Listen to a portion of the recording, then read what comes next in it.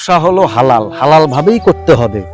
ঠিক আছে, আজকে আমাদের দেশে কিছু অসাধু ব্যবসায়ী আছে, আপনার দোকানদারি করতেছে, কিছু মাল আছে কিন্তু অনেক লাভ দেয় আপনার কোম্পানিরা আর বেকারিরা অনেক লাভ দেয়। যদি গায়ের রেট দেখেন 60 টাকা, জিনিসটি কিনা কিন্তু তার 40 থেকে 45 টাকা, 5 টাকা 10 টাকা লাভ করলে হয়। কিন্তু এই আপনার 50-100 টাকার মালে কেউ 30 টাকা 40 টাকা পর্যন্ত লাভ করে।